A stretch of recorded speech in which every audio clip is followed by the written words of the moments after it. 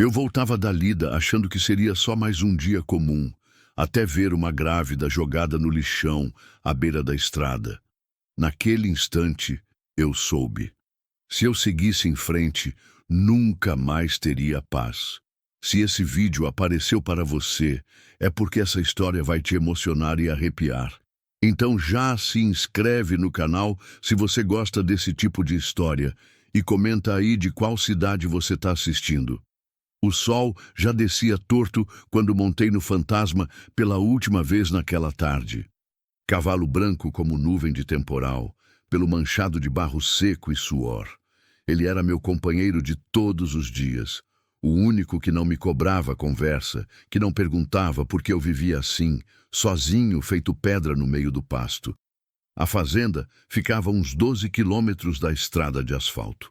12 quilômetros de terra batida, poeira vermelha e cerca velha. Era final de setembro, e o cerrado ainda respirava seco. As folhas das árvores estavam cansadas, pardas, esperando a chuva que teimava em não chegar. O chão rachava como couro velho. O calor do dia ainda grudava na pele, mesmo com o sol já baixando. Eu voltava da lida como fazia todos os dias há décadas. O corpo cansado, a cabeça vazia, achando que nada mais na minha vida ainda poderia me surpreender. 5 anos vivendo sozinho tinham me ensinado a não esperar nada além da rotina. Acordar antes do sol, tirar leite, consertar cerca, cuidar do gado. Voltar quando a luz começava a amarelar, comer sozinho, dormir cedo, recomeçar no outro dia. Era assim desde que perdi minha Célia. Câncer levou ela em 6 meses. 6 meses que pareceram 6 dias de tão rápido e 6 anos de tão dolorosos. Quando enterrei minha mulher no cemitério da cidade, enterrei junto a vontade de conversar, de sorrir, de esperar alguma coisa boa. Voltei para a fazenda e me tranquei no silêncio. Os vizinhos tentaram ajudar no começo. Levavam marmita, puxavam conversa, convidavam para almoço de domingo. Eu agradecia e fechava a porta. Com o tempo, eles desistiram. E eu fiquei sozinho de verdade. Só eu, o fantasma e o caramelo. O cachorro vinha ao meu lado, fiel como sempre. Língua para fora, focinho sujo de terra, olho atento a cada barulho. Era um vira-lata caramelo que apareceu na porteira uns 3 anos atrás, magro e cheio de carrapato. Dei comida. Ele ficou. Nunca mais saiu do meu pé. Não tinha nome antes, mas Célia sempre dizia que cachorro caramelo era o mais leal que existia. Então, passei a chamar ele assim. Caramelo. Simples. Direto. O fantasma era mais antigo. Tinha quase 15 anos, mas ainda aguentava a lida. Puxava a carroça, carregava peso, galopava quando precisava. Era um cavalo de confiança, branco, grande, com uma mancha preta na testa que parecia uma estrela apagada. Comprei ele de um tropeiro lá de Porangatu, logo depois que casei. Célia ria do nome.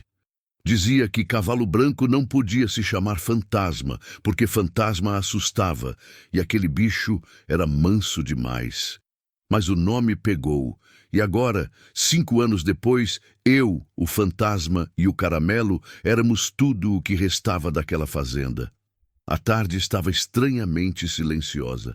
O canto das cigarras tinha parado mais cedo que o normal. O vento, que sempre assobiava nas folhas secas do pequizeiro, parecia ter sumido. Até os pássaros estavam quietos. Só o barulho dos cascos do fantasma na terra e a respiração ofegante do caramelo quebravam o silêncio. Eu não era homem de pressentimento. Nunca fui. Meu pai dizia que mulher tinha intuição, homem tinha experiência. Mas naquela tarde, alguma coisa no ar pesava diferente. Não saberia explicar. Era como se o cerrado estivesse prendendo a respiração, como se estivesse esperando alguma coisa acontecer. Puxei as rédeas devagar e o fantasma diminuiu o passo. Olhei para o horizonte. O céu começava a ganhar aquele tom alaranjado que anuncia o fim do dia. Nuvens baixas, esgarçadas, pareciam algodão sujo. Ao longe, um urubu descia em círculos lentos. Outro sinal de que algo morto estava por perto. Mas isso era comum. Sempre tinha algum bicho que não resistia ao calor, à falta d'água, à dureza do cerrado. Segui em frente. A estrada de terra serpenteava entre capim ressecado e árvores retorcidas. Cerca de arame farpado dos dois lados, algumas estacas tortas, outras caídas. A fazenda do seu Valdemar ficava à esquerda, a do seu Joaquim à direita, ambas vazias naquela hora. Todo mundo já tinha recolhido, só eu ainda estava no caminho. Foi quando o Caramelo parou, de repente, seco, arrepiou o pelo todinho, da nuca até o rabo. As orelhas ficaram duras, apontando para frente. Ele rosnou, baixinho, um rosnado que vinha lá de dentro, cheio de alerta. O fantasma sentiu também. Começou a bater o casco no chão, inquieto. Sacudia a cabeça, puxava para o lado, como se quisesse desviar de alguma coisa invisível. Quieto, fantasma, murmurei, segurando firme nas rédeas. Mas o cavalo não obedeceu. Ele recuou 2 passos. O Caramelo continuou rosnando, olhando fixo para frente, para o mesmo ponto. Eu apertei os olhos tentando enxergar o que estava deixando os bichos daquele jeito. E foi aí que o cheiro chegou. Não foi a visão de imediato. Primeiro veio o cheiro. Um cheiro errado, pesado, doce e podre ao mesmo tempo. Misturado com lixo velho, plástico queimado e terra quente. Era um fedor que não pertencia àquele lugar. Não era cheiro de bicho morto, não era cheiro de pasto. Era outra coisa. Algo humano, algo recente. Senti o estômago revirar.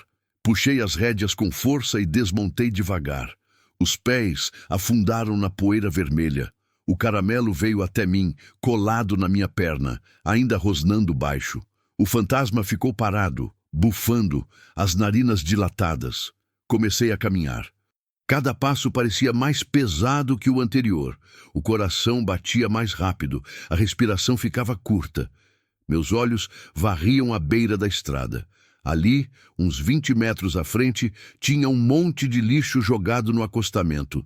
Sacos pretos rasgados, garrafas PET, restos de madeira, pneu velho. Alguém tinha transformado aquele trecho num lixão improvisado. Não era a primeira vez.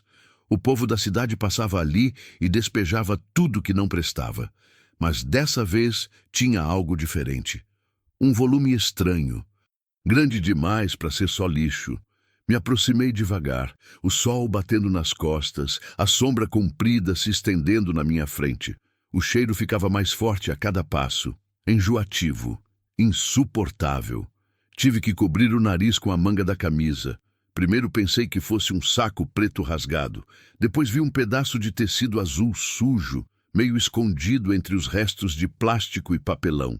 Tecido de roupa, não de saco. O coração disparou. Dei mais 2 passos. 3, 4. E então vi. Vi o que o Caramelo e o fantasma já tinham sentido. Ali, jogada no meio do lixo, como se fosse descarte, como se não fosse gente, havia uma pessoa. Um corpo. Gelei. Por um segundo, meu cérebro se recusou a processar o que os olhos estavam vendo. Fiquei parado, travado, a respiração presa no peito. O mundo ficou mudo, só o zumbido do sangue nos ouvidos. Então forcei os pés a se moverem. Cheguei mais perto. E quando meus olhos finalmente aceitaram o que estavam vendo, o choque me atravessou inteiro. Era uma jovem. Uma mulher jovem. Grávida. Jogada no lixão como se fosse nada.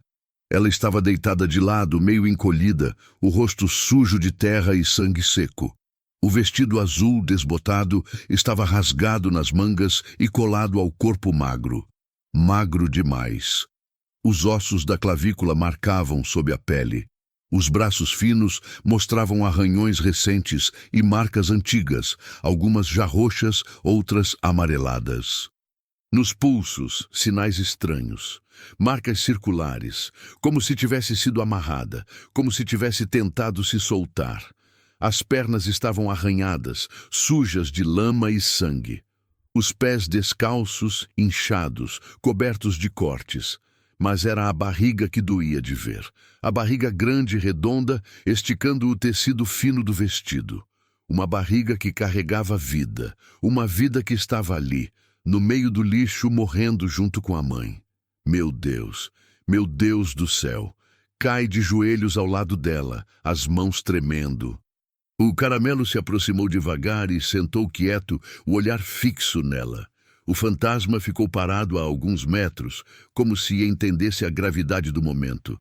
Toquei o pescoço dela com os dedos trêmulos. A pele ardia. Febre alta, muito alta. O pulso era fraco, irregular, quase sumindo. A respiração vinha arrastada, superficial, como se o corpo estivesse desistindo aos poucos. Ela estava viva, mas por pouco, por muito pouco. Encostei o ouvido perto da boca dela. Um sopro quente, irregular. Ainda respirava, ainda lutava. Levantei a cabeça e olhei ao redor, desesperado, como se esperasse encontrar alguém, alguma ajuda, alguma explicação. Mas não havia ninguém. Só eu, o silêncio e aquela moça morrendo no lixo. Ali não era só abandono. Ali tinha crime. Alguém tinha feito aquilo. Alguém tinha machucado ela, amarrado ela, jogado ela ali e tinha ido embora, esperando que ela morresse, esperando que o sol, a sede, a fome e os urubus fizessem o trabalho. A raiva subiu. Uma raiva fria, pesada, que apertava o peito e travava os punhos. Quem faz uma coisa dessas? Quem abandona uma mulher grávida no meio do nada, no meio do lixo, para morrer como bicho? Mas não tinha tempo para raiva. Precisava agir. Passei os braços por baixo do corpo dela e a levantei com todo o cuidado do mundo. Ela era leve demais, quase nada, osso e pele. O calor da febre atravessou minha camisa quando apertei aquele corpo frágil contra o peito. A cabeça dela caiu para o lado, encostando no meu ombro. O cabelo escuro, sujo, grudado no rosto. Caminhei até o fantasma. O cavalo estava nervoso, mas obedeceu quando puxei as rédeas. Montei segurando ela como se fosse feita de vidro. Acomodei o corpo dela na minha frente, apoiado contra o meu peito. Segurei firme. Não podia deixar cair, não podia machucar mais. O caramelo veio logo atrás, colado no cavalo. Olhei para frente. A fazenda ficava a uns 8 quilômetros. 8 quilômetros de estrada de terra. 8 quilômetros que podiam ser a diferença entre a vida e a morte. Sem pensar duas vezes, toquei o calcanhar nas laterais do fantasma. Ele partiu em disparada. A poeira subiu atrás de nós, vermelha e densa. O vento seco cortava meu rosto. Cada solavanco do galope era uma briga contra o tempo. Eu sentia a respiração fraca dela contra o meu peito, irregular, quase parando. Sentia o calor da febre queimando através da roupa. Sentia o peso daquela vida, 2 vidas, dependendo de mim. O sol já estava quase sumindo no horizonte. A luz ficava alaranjada, depois rosada, depois roxa. As sombras se alongavam. O cerrado ganhava tons escuros. O fantasma galopava com tudo, os cascos batendo forte na terra, levantando nuvens de poeira. O caramelo corria atrás, a língua para fora, ofegante, mas sem desistir. Eu apertava a moça contra o peito e repetia baixinho, mais para mim que para ela. Aguenta, só aguenta mais um pouco. Já tá perto, já tá perto. Mas eu sabia que cada segundo contava. Sabia que ela estava no limite. E enquanto o fantasma cortava a estrada, enquanto o vento zunia nos ouvidos e a noite se aproximava, uma decisão se formava dentro de mim. Eu ainda não sabia quem tinha feito aquilo com ela. Não sabia por que tinham jogado uma grávida no lixo. Só sabia de uma coisa. Eu não ia deixar aquela mulher morrer. Nem ela, nem o bebê. E quem tivesse feito aquilo ia ter que passar por mim. O fantasma galopava como não galopava há anos. Eu sentia os músculos dele se contraindo sob as minhas pernas. O esforço do animal velho tentando dar tudo o que ainda tinha. A cada passada, a moça balançava no meu colo e eu precisava ajustar o peso, segurar mais firme, ter cuidado para não apertar demais a barriga dela. barriga que carregava uma criança que também estava morrendo. O pensamento me sufocava. Eram duas vidas que dependiam da minha velocidade, da minha decisão, da minha sorte. Eu nunca tinha sido homem de rezar muito. Célia era quem rezava pelos dois. Mas naquela corrida desesperada, com o sol morrendo atrás das serras e o vento cortando meu rosto, eu rezei. Rezei baixinho, com a voz embargada, pedindo que Deus não levasse aquelas duas almas antes do tempo. Segura, moça, murmurei contra o cabelo sujo dela. Só mais um pouco. Segura por você e por esse bebê. Ela não respondeu. Nem se mexeu. Continuava desacordada, o corpo mole como pano molhado, a respiração cada vez mais fraca. Eu encostava de vez em quando o rosto perto da boca dela só para sentir o ar saindo. Cada vez que sentia aquele sopro quente e irregular, agradecia. Significava que ainda estava viva. Ainda. A estrada de terra parecia não ter fim. Cada curva revelava mais do mesmo. Capim seco, árvores retorcidas, cerca velha, poeira vermelha. O céu já tinha perdido o alaranjado e ganhava um tom roxo escuro, quase preto nas bordas. As primeiras estrelas começavam a aparecer, tímidas, fracas. A lua ainda não tinha nascido. Ia ser uma noite escura. O caramelo continuava correndo atrás, a língua pendurada, o pelo grudado de suor e poeira. Ele ofegava alto, mas não desistia. Nunca desistia. Era um cachorro de fibra, daqueles que morre de cansaço antes de parar. Eu conhecia bem aquela lealdade. Era a mesma lealdade que me fazia segurar aquela desconhecida no colo e galopar feito louco em direção à casa, porque abandonar ela ali seria me condenar para sempre. Eu nunca mais conseguiria olhar para o espelho sem ver um covarde. Passei pela porteira do seu Valdemar. A fazenda dele estava quieta, as luzes da casa ainda apagadas. Devia estar jantando nos fundos ou assistindo televisão. Pensei em gritar, pedir ajuda, mas não tinha tempo. A moça não tinha tempo. Segui em frente, esporeando o fantasma que já começava a dar sinais de cansaço. A respiração dele vinha pesada, ruidosa. Espuma branca escorria pelos cantos da boca. Mas ele continuava firme, como se entendesse a urgência. Mais 3 quilômetros. Só mais 3 quilômetros até minha fazenda.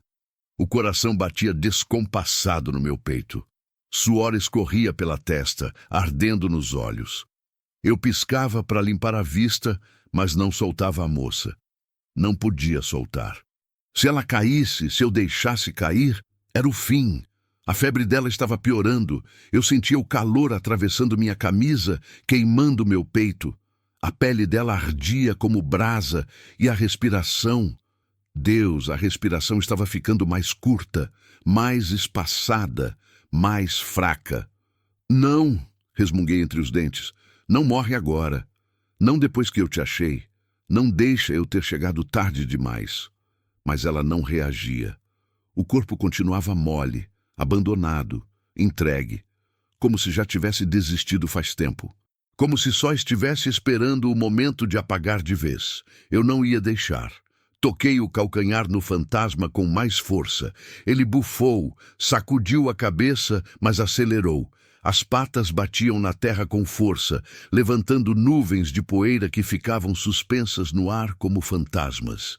O barulho dos cascos ecoava na estrada vazia, um som solitário e desesperado. Passamos pela curva da aroeira velha. Reconheci o tronco retorcido que marcava a metade do caminho. Ainda tinha uns 2 quilômetros. 2 quilômetros que pareciam 2.000.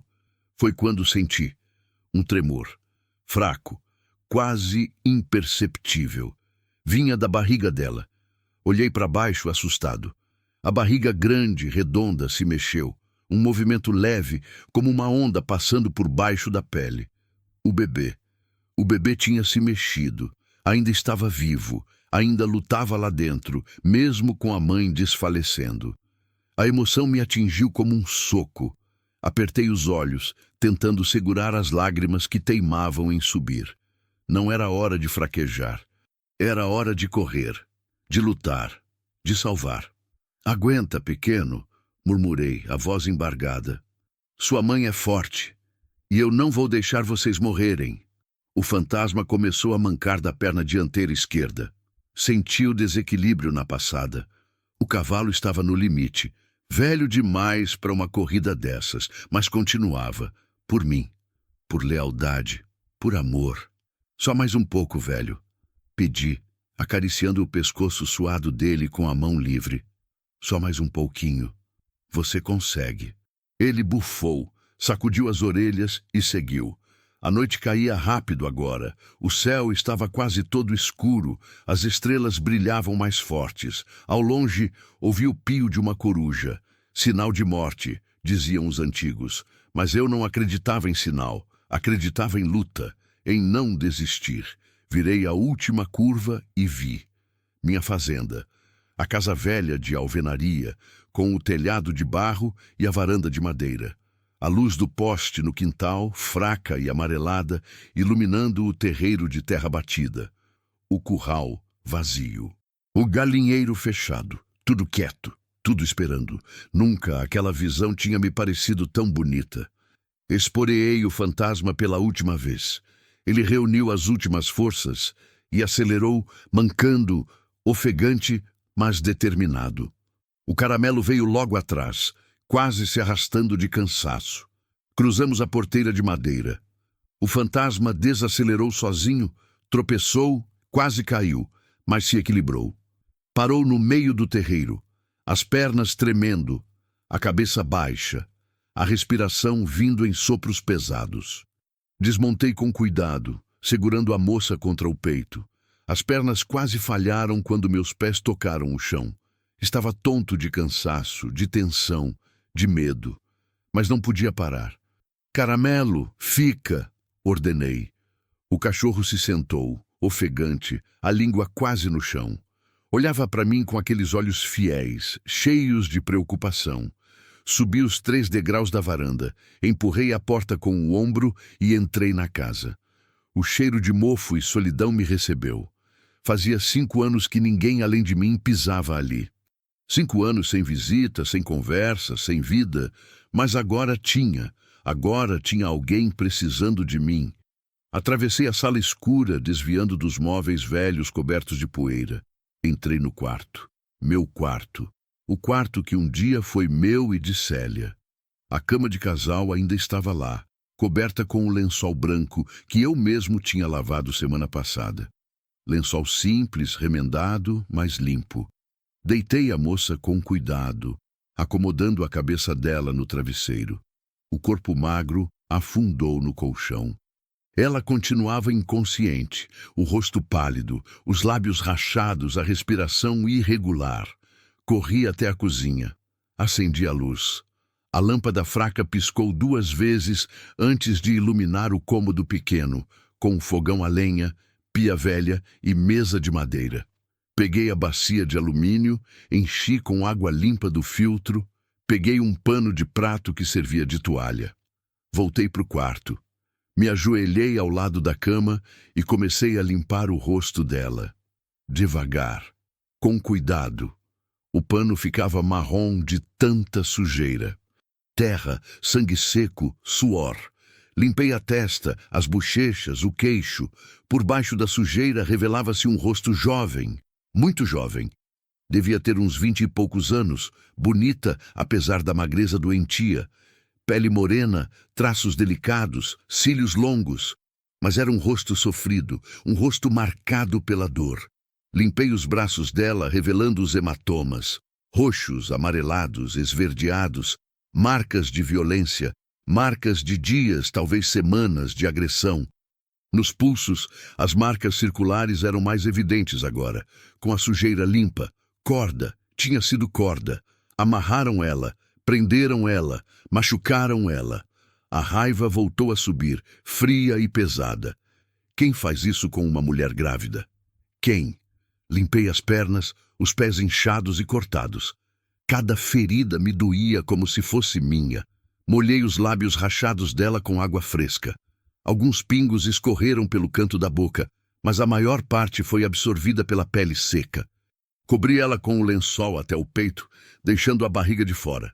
Coloquei a mão em cima, sentindo o calor da febre através do tecido do vestido. E senti de novo o movimento, fraco, mas presente. O bebê ainda lutava. Levantei e fui até o armário velho no corredor. Abri as portas rangentes e vasculhei entre caixas empoeiradas até encontrar o que procurava. Um termômetro antigo, de mercúrio, que Célia usava. Sacudi para baixar a temperatura e voltei para o quarto. Coloquei na axila da moça e esperei. 3 minutos que pareceram 3 horas. Quando tirei e olhei contra a luz, o coração apertou. 39 graus e meio.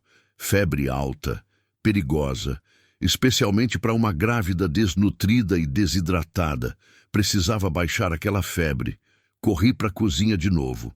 Peguei todos os panos que tinha, molhei na água fria, torci. Voltei para o quarto e comecei a colocar nas partes do corpo dela.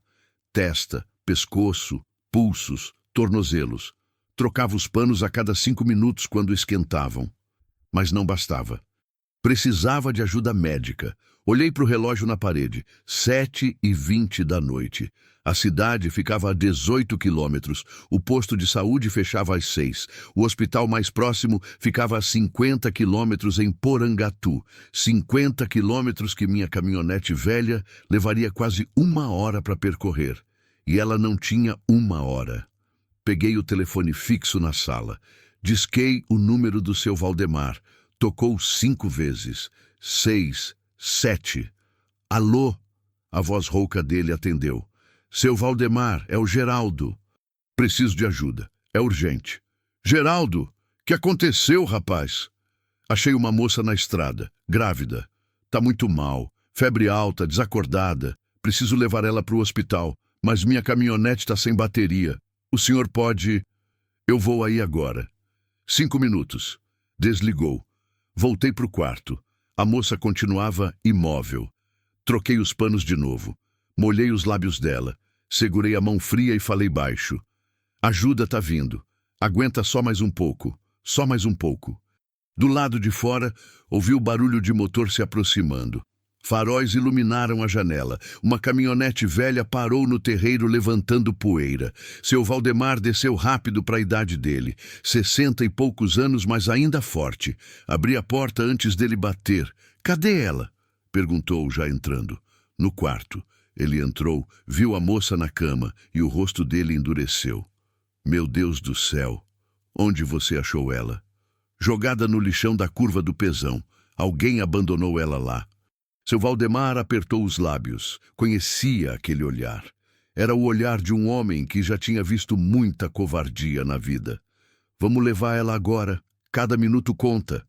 Peguei um cobertor velho, enrolei a moça com cuidado e a levantei de novo. Seu Valdemar segurou a porta. Saímos para a varanda. O caramelo levantou, abanando o rabo devagar, exausto, mas ainda alerta. Fica, caramelo. Cuida da casa. Ele sentou de novo, obediente. Coloquei a moça no banco de trás da caminhonete deitada, a cabeça apoiada no meu colo. Seu Valdemar acelerou antes mesmo de eu fechar a porta. A caminhonete sacolejava na estrada de terra. Cada buraco era um solavanco que fazia a moça gemer baixinho, ainda inconsciente. Segurei firme, protegendo a cabeça dela, a barriga dela. Quem faz uma coisa dessa? Murmurou seu Valdemar, os olhos fixos na estrada escura, iluminada apenas pelos faróis. Jogar uma grávida no lixo? Não sei. Mas vou descobrir. Ele me olhou pelo retrovisor. Cuidado, Geraldo. Gente que faz isso não brinca em serviço. Eu também não. Seguimos em silêncio. A estrada parecia interminável. 50 quilômetros de escuridão, poeira e medo. Eu olhava para a moça no meu colo, para o rosto pálido dela iluminado pelas luzes do painel, e rezava. Rezava para que não fosse tarde demais. A estrada para Porangatu era uma sucessão interminável de buracos, lombadas e curvas fechadas. Seu Valdemar dirigia rápido, mas com cuidado, tentando evitar os solavancos mais violentos. Mesmo assim, cada buraco fazia a caminhonete chacoalhar, e eu precisava segurar firme a cabeça da moça para não bater no banco. Ela gemia de vez em quando. Sons baixos, quase inaudíveis que vinham lá de dentro do fundo da dor, mas não abria os olhos. Não reagia quando eu falava com ela, quando passava a mão na testa quente, quando molhava os lábios rachados com a água que seu Valdemar tinha trazido numa garrafa. A febre continuava alta. Eu sentia através do cobertor, através da roupa. Um calor que não era natural, que queimava, que consumia. Quanto falta? Perguntei, a voz tensa.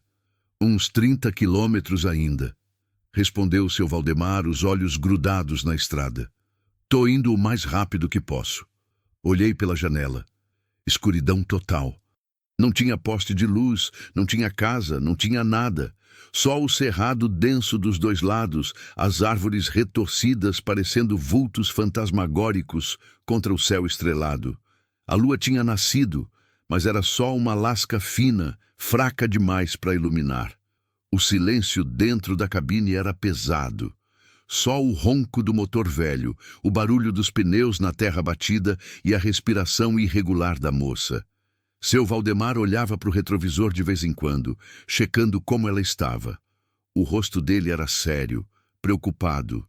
Ela é muito nova, murmurou ele, quebrando o silêncio. É. Sabe quem é? Não. Nunca vi ela antes. E o bebê... Ele não terminou a frase, mas eu sabia o que estava pensando. Se a mãe estava morrendo, o bebê também estava. Coloquei a mão na barriga dela de novo, sentindo através do cobertor. O movimento tinha parado. Não sentia mais nada. Só o calor da febre. Só a respiração fraca da mãe. O pânico apertou meu peito. Anda mais rápido, pedi, tentando manter a voz firme. Seu Valdemar acelerou. A caminhonete gemeu, o motor forçado ao máximo. 60, 70, 80 quilômetros por hora numa estrada de terra cheia de buracos. Perigoso, mas necessário. Passamos por uma vila pequena. 3 casas com luz acesa, uma venda fechada, um bar com 2 homens sentados na porta. Eles olharam para a caminhonete passando em disparada, mas não se moveram. Seguimos. A estrada começou a melhorar depois da vila. Menos buracos, mais reta. Seu Valdemar aproveitou e acelerou mais. 90, 100. A caminhonete vibrava inteira, fazendo barulho de lata velha, mas aguentava. Olhei para o relógio no painel. 8h10 da noite. Tinha passado quase 1 hora desde que encontrei ela. 1 hora que podia ter sido a diferença entre a vida e a morte. Fala comigo, moça. Sussurrei, aproximando meu rosto do dela. Não desiste agora. Tá quase. Só aguenta mais um pouquinho. Nada. Nem um gemido. Nem um movimento. A respiração estava ficando mais espaçada, mais fraca. Eu contava os segundos entre uma respiração e outra. 3 segundos, 4, 5. Não, murmurei apertando a mão dela. Não faz isso. Não morre na minha frente. Não deixa eu ter te achado só para te perder. Seu Valdemar olhou pelo retrovisor, o rosto tenso. Ela ainda tá respirando, mas tá fraco, muito fraco. Ele praguejou baixinho e acelerou ainda mais. A estrada de terra tinha acabado. Agora era asfalto. Velho, esburacado, mas asfalto. A caminhonete ganhou velocidade. 110, 120. As primeiras luzes da cidade apareceram no horizonte. Porangatu, cidade pequena, uns 30.000 habitantes, mas tinha hospital. Hospital público precário, mas tinha médico, tinha remédio, tinha chance. Quanto falta? Perguntei de novo. 5 minutos. Talvez menos. 5 minutos. 300 segundos. Cada segundo podia ser o último. Encostei o ouvido perto da boca dela. Senti o sopro quente e irregular batendo no meu rosto. Ainda respirava, ainda lutava. Mas por quanto tempo? Entramos na cidade. Ruas vazias, pouca gente na calçada, comércio fechado. Seu Valdemar conhecia o caminho. Virou à direita, depois à esquerda, acelerou numa reta, freou bruscamente numa curva. E então vi o hospital. Um prédio baixo de 2 andares, pintado de branco sujo, com uma placa azul escrito Pronto Socorro em cima da entrada. Luz forte iluminando a porta de vidro. Uma ambulância velha estacionada do lado. Algumas pessoas sentadas no banco de fora, esperando atendimento. Seu Valdemar freou em frente à entrada, subindo meio na calçada. Nem desligou o motor. Saiu correndo, abriu a porta de trás. "Ajuda aqui!" gritei, descendo com a moça no colo. Um segurança gordo apareceu na porta. "O que aconteceu?" "Mulher grávida, desacordada, febre alta, precisa de médico agora." Ele olhou para a moça nos meus braços e o rosto dele mudou. Virou para dentro e gritou: "Doutor, urgência!" Entrei carregando ela, seguido por seu Valdemar. O cheiro de desinfetante e doença me atingiu de cara. O corredor era apertado, com macas encostadas nas paredes, gente sentada no chão esperando, enfermeiras correndo de um lado para o outro. Um médico jovem de jaleco branco manchado e cara de cansado apareceu correndo. "O que houve?" "Achei ela jogada na estrada. Tá grávida, com febre alta, desacordada. Faz mais de 1 hora." Ele não perdeu tempo com perguntas. Apontou para uma maca vazia. "Coloca ela aqui, rápido!" Deitei a moça na maca com cuidado. O médico já estava com estetoscópio, checando a respiração, o coração. Uma enfermeira apareceu do nada, trazendo um aparelho de pressão. "Pressão baixíssima", anunciou ela, tirando o aparelho. 8/5. O médico apalpou a barriga da moça, colou o estetoscópio. "Quantos meses ela tá?" "Não sei", respondi. "Não conheço ela. Achei jogada no lixo." Ele me olhou surpreso, mas não comentou. Voltou a atenção para a moça. "Uns 7, 8 meses pelo tamanho." Escutou com atenção, franzindo a testa. "Batimento fetal fraco, muito fraco. Ela tá em trabalho de parto prematuro." Meu coração gelou. "O quê?" "O corpo dela tá tentando expulsar o bebê. É uma reação ao estresse extremo, à desidratação, à febre." Ele se virou para a enfermeira.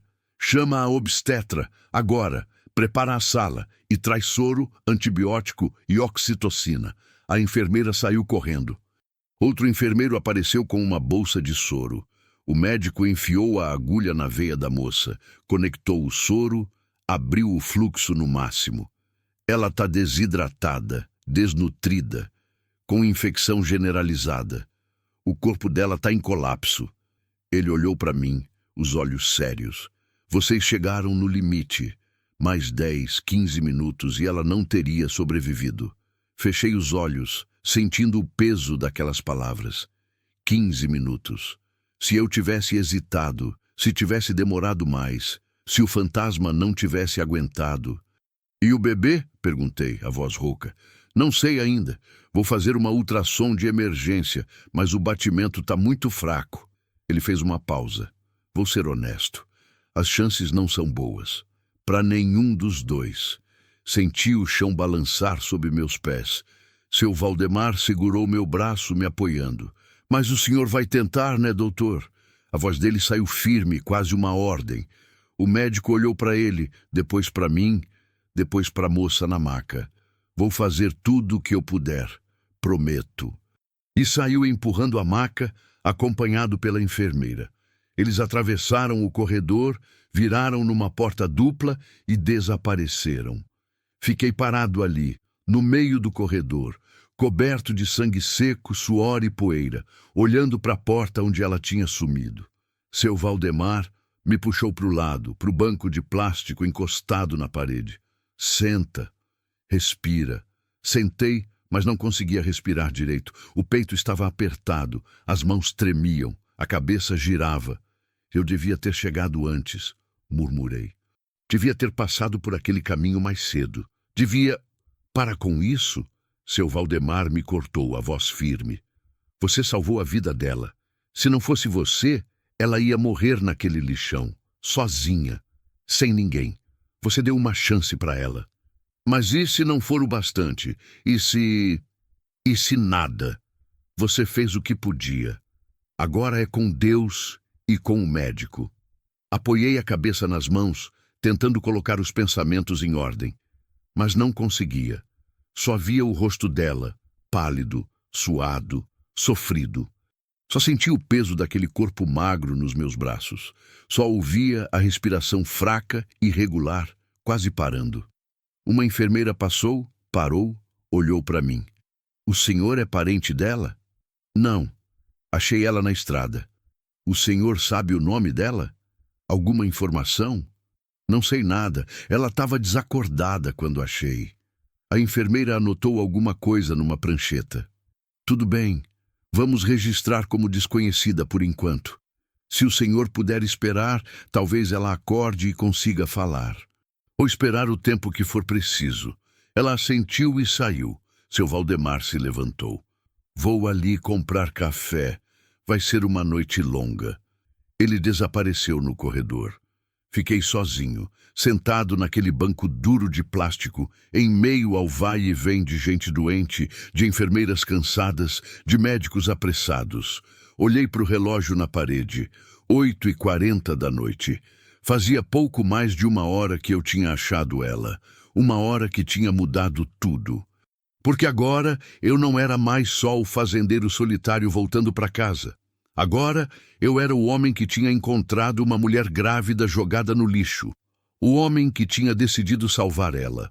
O homem que tinha se envolvido em algo muito maior e mais perigoso do que imaginava. Porque alguém tinha feito aquilo com ela. Alguém tinha amarrado ela, machucado ela, jogado ela para morrer. E esse alguém não ia gostar de saber que ela tinha sobrevivido. Que alguém tinha achado ela. Que alguém tinha salvado ela. Encostei a cabeça na parede fria, fechei os olhos e esperei. Esperei pela notícia que ia definir se aquela noite seria de vida ou de morte. Seu Valdemar voltou com 2 copos de café em isopor. Me entregou um e sentou ao meu lado. O café estava quente, forte, amargo. Bebi em goles pequenos, sentindo o líquido queimando a garganta, tentando espantar o cansaço que começava a pesar nas pálpebras. O corredor do hospital continuava movimentado mesmo àquela hora. Gente entrando e saindo, mães com crianças chorando no colo, velhos tossindo, enfermeiras arrastando os pés de um lado para o outro. O cheiro de desinfetante misturado com suor e doença enjoava o estômago. Olhei para o relógio de novo. 9h15. Fazia mais de meia hora que tinham levado a moça. Nenhuma notícia, nenhum médico apareceu para falar comigo. Só o silêncio e a espera que corroía por dentro. Você vai ficar aqui a noite toda? Seu Valdemar perguntou, quebrando o silêncio. Vou. Quer que eu fique também? Não precisa. O senhor já fez demais. Tem que voltar, dona Neuza deve estar preocupada. Ele hesitou, tomou um gole do café, olhou para o corredor vazio. Geraldo, você pensou bem nisso tudo? Pensei no quê? Em se meter nessa história. Ele baixou a voz. Quem faz uma coisa dessas com uma grávida não é gente comum. É gente perigosa. Gente que não vai deixar para lá. Eu sei. E mesmo assim você vai ficar? Olhei para ele. Seu Valdemar era um homem bom, honesto, trabalhador. Conhecia ele fazia mais de 20 anos. Sempre foi vizinho prestativo, amigo nos momentos difíceis. Foi ele quem me ajudou quando Célia ficou doente, levando ela para as consultas, comprando remédio quando eu não tinha dinheiro. Não tenho escolha, respondi. Se eu abandonar ela agora, vou ser igual a quem jogou ela no lixo. Ele ficou quieto por um tempo, mexendo no copo de café. Você é teimoso igual seu pai, disse por fim com um meio sorriso triste. Mas é um homem bom, Geraldo. Só tome cuidado. Por favor. Vou tomar. Ele terminou o café, amassou o copo e se levantou. Qualquer coisa me liga, não importa a hora. Obrigado, seu Valdemar, por tudo. Ele apertou meu ombro, acenou e saiu, os passos cansados ecoando no corredor até sumirem. Fiquei sozinho de novo. A espera continuou. 10 horas, 10h30, 11. Cada minuto parecia 1 hora. Eu levantava, andava de um lado para o outro, sentava de novo. Não conseguia ficar parado. A ansiedade roía por dentro como bicho faminto. Às 11h20, a porta dupla se abriu. O médico saiu, tirando as luvas de látex. O rosto dele estava sério, cansado. Levantei num pulo. Doutor, ele se aproximou, respirou fundo. Conseguimos estabilizar ela. Por enquanto. O alívio me atingiu como onda. Quase desabei de volta no banco. E o bebê? Também está estável. Conseguimos parar o trabalho de parto prematuro com medicação, mas a situação ainda é crítica. Ele fez uma pausa. Ela está com desidratação severa, desnutrição aguda, infecção generalizada e sinais de trauma físico extenso. O corpo dela passou por algo muito violento, muito mesmo. Eu vi as marcas, murmurei, nos pulsos, nos braços. Não é só isso. O médico baixou a voz. Ela tem fraturas antigas nas costelas, hematomas em diversos estágios de cicatrização, queimaduras de cigarro nas costas. Ele me olhou nos olhos. Essa moça foi torturada durante semanas, talvez meses.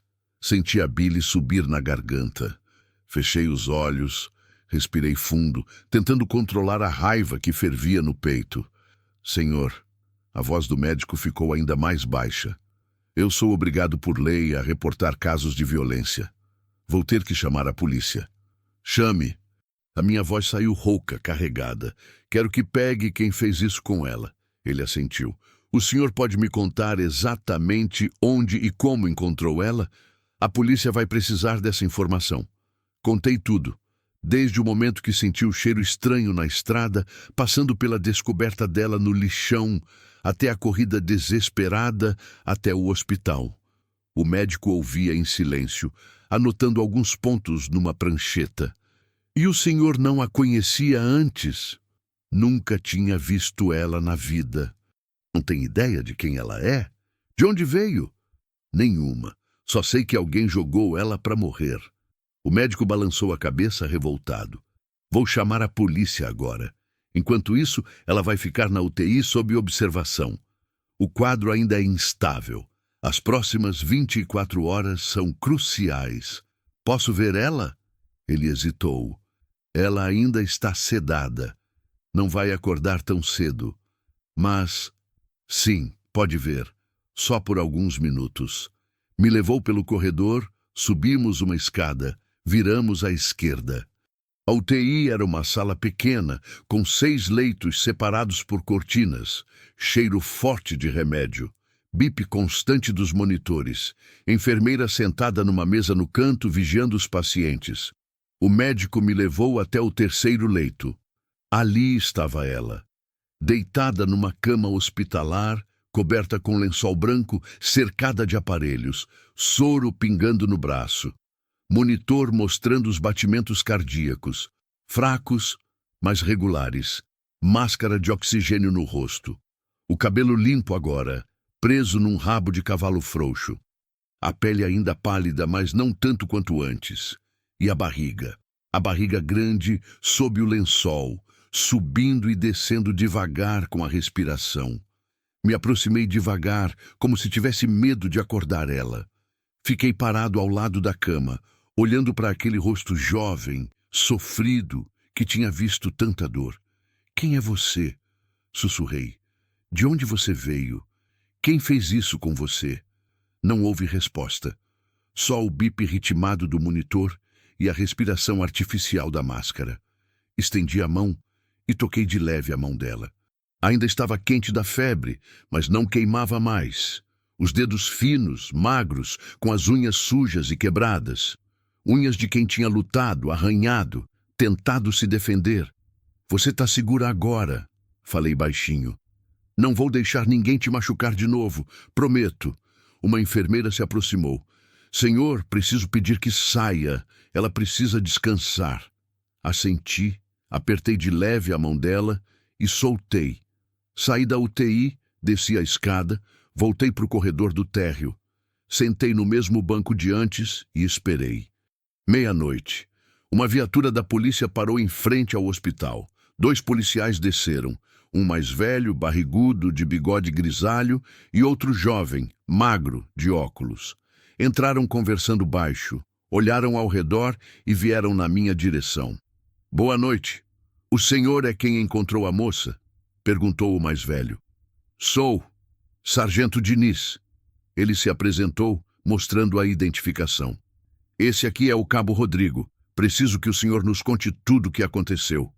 Contei de novo. Cada detalhe. Eles ouviam em silêncio, anotando. Quando terminei, o sargento Diniz trocou um olhar com o cabo. "O senhor pode nos levar até o local onde encontrou ela? Agora? Agora?" "Sim. Precisamos isolar a área, coletar evidências. Cada hora que passa, mais difícil fica." Olhei para o relógio. 00:30. Estava exausto, com fome, sujo de poeira e sangue, mas assenti. "Posso." Subimos na viatura. O sargento Diniz dirigia, o cabo Rodrigo no banco do passageiro, eu atrás. Saímos da cidade, pegamos a estrada escura. O mesmo caminho que tinha feito correndo horas antes, agora percorria devagar, guiando os policiais. "Ali na frente, na curva", indiquei. "Onde tem aquele monte de lixo?" O sargento acendeu o farol alto, iluminando a beira da estrada. Freou ao lado do lixão. Os 3 descemos. Ele pegou uma lanterna potente do porta-luvas e iluminou o monte de sujeira. Não tinha mais ninguém, só lixo, sacos rasgados, garrafas, restos de madeira. Mas ainda tinha o sinal de onde ela estava, a marca no chão, o vestido rasgado que eu tinha deixado cair, manchas de sangue na terra. O sargento Diniz iluminou tudo. Fotografou com o celular. O cabo Rodrigo andou ao redor, procurando mais evidências. "Tem pegadas de carro aqui", ele apontou. "Pneu grande, caminhonete ou caminhão." O sargento se abaixou, examinou. "Recente. Deve ter sido como trouxeram ela." Eles passaram quase 1 hora ali, revirando o lixo, fotografando, marcando com fita amarela. Eu ficava de lado, olhando, tentando gravar cada detalhe na memória. Quando terminaram, voltamos para a viatura. "Vamos precisar do seu depoimento formal na delegacia amanhã", disse o sargento. "E provavelmente o senhor vai ter que ficar disponível para mais perguntas, conforme a investigação avançar." "Sem problema." Ele me olhou pelo retrovisor, os olhos cansados, mas sérios. "Senhor, vou ser direto com o senhor.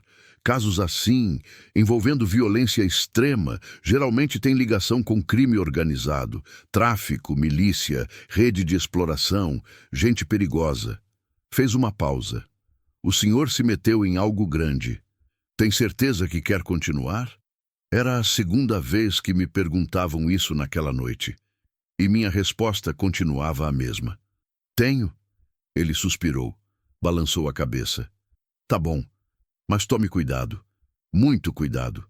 Me deixaram de volta no hospital. Eram quase 2 da manhã quando entrei de novo no corredor. Vazio agora, silencioso. Só o zunido das lâmpadas fluorescentes e o bip distante dos monitores. Sentei no banco. O cansaço pesava nos ossos, mas não ia embora. Não enquanto ela estivesse ali, sozinha, lutando pela vida. Encostei a cabeça na parede, fechei os olhos e pela primeira vez em 5 anos, desde que Célia morreu, senti que tinha um propósito. Alguém precisava de mim. Alguém dependia de mim. E eu não ia falhar. Não dessa vez. Acordei com o sol batendo no rosto. Levei alguns segundos para perceber onde estava. O banco duro embaixo de mim, o pescoço doendo, as costas travadas. O corredor do hospital já movimentado com o vai e vem matinal. Enfermeiras trocando plantão, médicos com pastas debaixo do braço, pacientes sendo levados em macas. Olhei para o relógio na parede. 6h40 da manhã. Tinha dormido umas 4 horas, talvez menos. O corpo reclamava, os músculos doíam, a boca estava seca. Mas levantei mesmo assim, esticando as costas, tentando espantar a tontura. Uma enfermeira passou, a mesma de ontem à noite. "A moça da UTI, como ela tá?" perguntei. a voz rouca de sono. Ela parou, consultou uma prancheta. Estável, a febre baixou durante a madrugada. Os sinais vitais melhoraram. Ela me olhou com certa curiosidade. O senhor ficou aqui a noite toda? Fiquei. É parente dela? Não, só. Hesitei. Só quero ter certeza que ela vai ficar bem.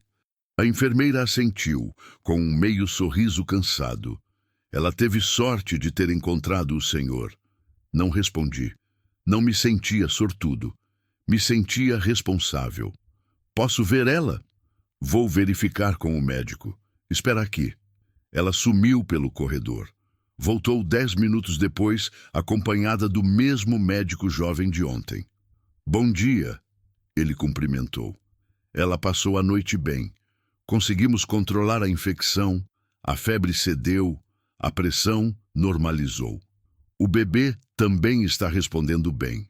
O alívio me encheu o peito. Ela acordou? Ainda não. Mantivemos a sedação leve para facilitar a recuperação.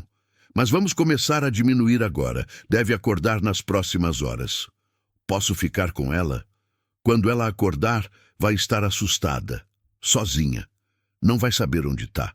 O médico hesitou, depois assentiu. Pode ficar, mas só 15 minutos a cada hora. São as regras da UTI. Me levou de novo até o terceiro leito. Ela continuava lá, do mesmo jeito, mas tinha cor no rosto agora. Não aquela palidez cadavérica de ontem. E a respiração vinha natural, sem a máscara de oxigênio. Só o soro no braço e os monitores ao redor. Puxei uma cadeira e sentei ao lado da cama. Fiquei ali, em silêncio, olhando para ela, tentando imaginar quem era, de onde vinha, o que tinha acontecido. As marcas no corpo contavam parte da história. Violência, tortura, aprisionamento. Mas o resto era mistério. Nome, idade, família, como tinha parado naquele lixão. Tudo incógnita. Passou 1 hora, 2. A enfermeira vinha de 15 em 15 minutos me mandar sair, mas eu voltava logo em seguida. Ninguém reclamava. Acho que sentiam pena, ou talvez admiração. Não sei. Eram quase 10 da manhã quando senti. Um movimento, leve, quase imperceptível. Os dedos dela se mexeram. Levantei na hora, me aproximei. O rosto dela se contraiu levemente, como se estivesse lutando contra algo. As pálpebras tremeram. Moça, chamei baixinho. Consegue me ouvir? Nada. Mas os dedos se mexeram de novo. E então, devagar, muito devagar, os olhos começaram a se abrir. Primeiro só uma fresta, depois mais, piscando contra a luz forte da UTI. Olhos escuros, confusos, assustados.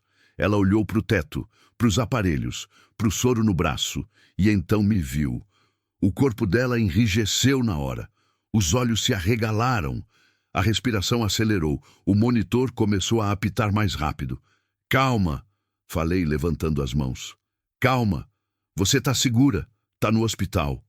Ela tentou se levantar, mas o corpo não obedeceu. Tentou falar, mas só saiu um gemido rouco. Não tenta se mexer muito, você está fraca ainda. Me aproximei devagar, como se estivesse lidando com um animal assustado. Meu nome é Geraldo. Eu te achei na estrada ontem. Te trouxe para o hospital. Você está segura agora. Ninguém vai te machucar. Os olhos dela me estudavam, desconfiados, cheios de medo. Lágrimas começaram a escorrer pelo canto, molhando o travesseiro. Onde? A voz saiu fraca, quebrada. Onde eu tô? Hospital de Porangatu. Você estava muito mal, mas os médicos cuidaram de você. Você vai ficar boa. Ela olhou para baixo. Viu a barriga grande sob o lençol. As mãos foram automaticamente para lá, tocando, apertando de leve. Meu bebê... A voz dela era puro desespero. Tá bem. O bebê tá bem. Os médicos conseguiram estabilizar vocês dois. Mais lágrimas. Ela fechou os olhos, soluçando baixinho. A enfermeira entrou correndo, alertada pelo apito do monitor. O que aconteceu? Ela acordou. A enfermeira se aproximou, checou os aparelhos, tocou a testa dela. Como você está se sentindo, querida? A moça não respondeu. Só chorava. As mãos ainda na barriga. O corpo tremendo. Vou chamar o médico, a enfermeira disse saindo rápido. Fiquei ali sem saber o que fazer. Queria confortar, mas não sabia como. Éramos estranhos. Ela não me conhecia. Para ela, eu podia ser mais uma ameaça. Mas então, entre os soluços, ela murmurou. Obrigada. A voz tão baixa que quase não ouvi. Como? Obrigada. Por me achar.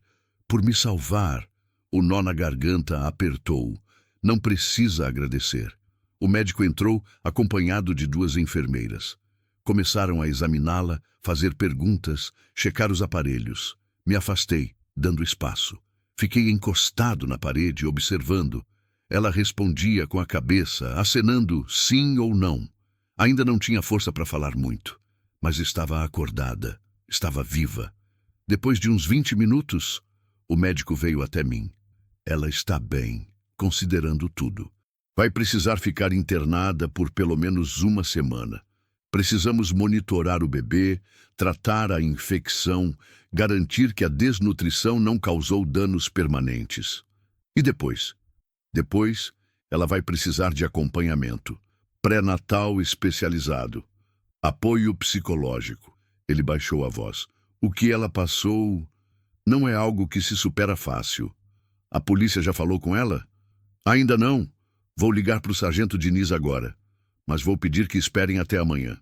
Ela precisa se recuperar um pouco antes de reviver tudo aquilo. Assenti. Posso voltar a falar com ela? Pode, mas com calma, sem pressionar. Voltei para o leito. Ela estava deitada, olhando para o teto. As lágrimas tinham parado, mas o rosto ainda estava marcado por elas. Sentei na cadeira de novo. Como você está se sentindo? Cansada. A voz ainda fraca, mas mais firme que antes. Imagino. Silêncio. Depois ela virou a cabeça na minha direção. Por que você me ajudou? A pergunta me pegou de surpresa. Por quê? Porque... Hesitei. Porque era o certo a fazer. Muita gente não faria. Muita gente faria. Ela balançou a cabeça devagar. Não, muita gente passaria direto. Fingiria que não viu. Não ia querer se meter, não soube o que responder. Talvez ela estivesse certa. Qual seu nome? Perguntei mudando de assunto. Ela hesitou. Os olhos ficaram distantes, como se estivesse voltando para algum lugar ruim. Andréia, respondeu por fim. Meu nome é Andréia. Andréia, repeti. Prazer, Andréia. Mesmo que as circunstâncias não sejam as melhores. Ela quase esboçou um sorriso. Quase. Você lembra do que aconteceu? Como você foi parar naquele lugar? O rosto dela se fechou na hora. O corpo enrijeceu. As mãos apertaram o lençol. Eu não quero falar sobre isso agora. Tudo bem, não precisa. Fiz uma pausa. Mas a polícia vai querer saber. Quando você estiver pronta. Ela assentiu, o olhar fugindo do meu. Você tem família? Alguém que a gente possa avisar que você está aqui? Não. A resposta veio rápida, seca. Não tenho ninguém. Nenhum parente? Amigo? Ninguém. A voz dela ficou ainda mais baixa. Não tenho ninguém no mundo. A solidão naquelas palavras me atingiu em cheio. Porque eu conhecia bem aquela solidão. Vivia com ela fazia 5 anos. Bom, falei devagar. Agora você tem alguém. Tem eu. Ela me olhou, surpresa. Por quê? Você nem me conhece. Não conheço, mas te achei e não vou te abandonar agora.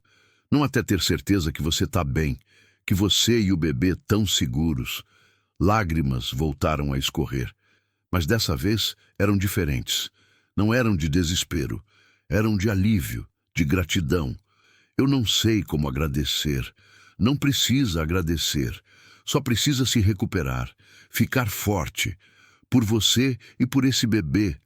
Ela tocou a barriga de novo com carinho agora. É uma menina, murmurou. Eu sei que é uma menina. Ah, como sabe? Só sei. Um sorriso fraco apareceu. Mãe, sente essas coisas. E já pensou num nome? Esperança. Ela olhou para mim. Vou chamar ela de Esperança, porque é o que ela me deu. Esperança de que ainda existe coisa boa nesse mundo. O nó na garganta voltou. Não confiei na voz para responder. Só a senti. A enfermeira entrou. Senhor, preciso pedir que saia. Ela precisa descansar.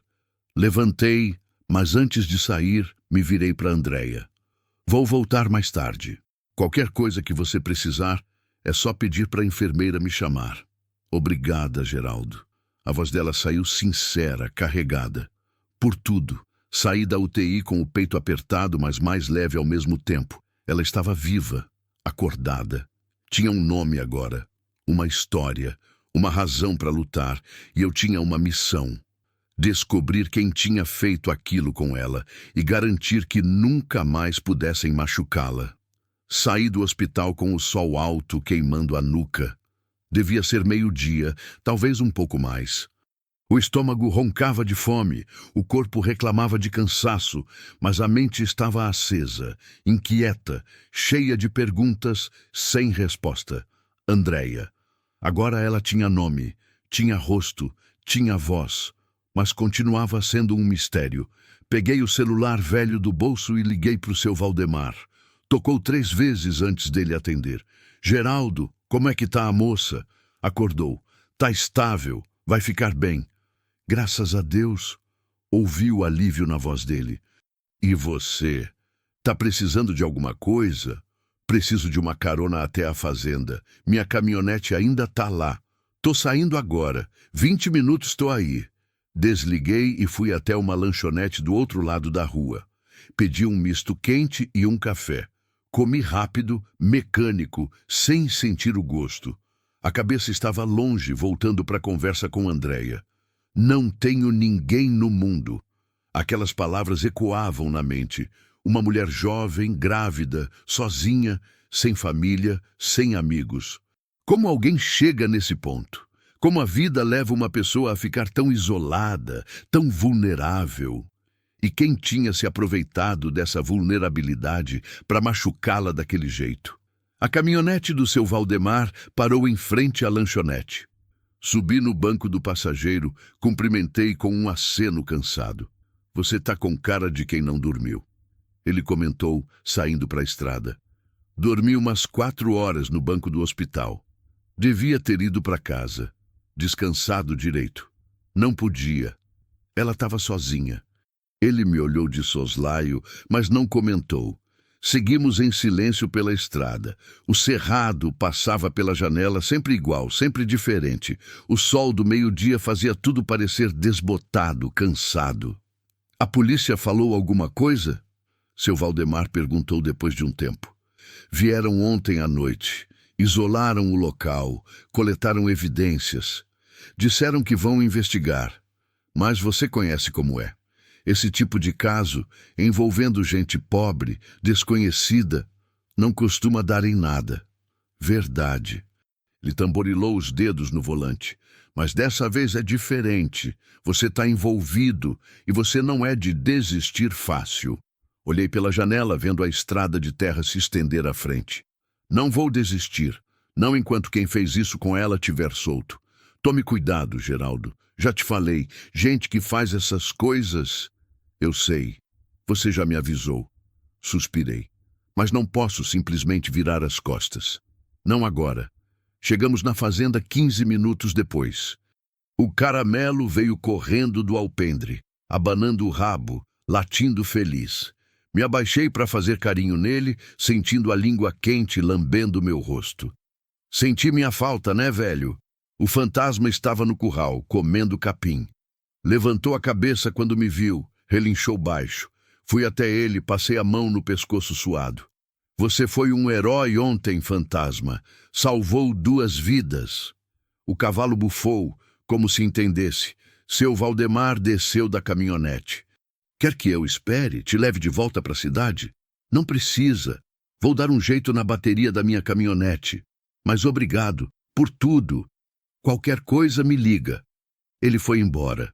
Fiquei sozinho na fazenda, cercado pelo silêncio que era meu companheiro fazia 5 anos.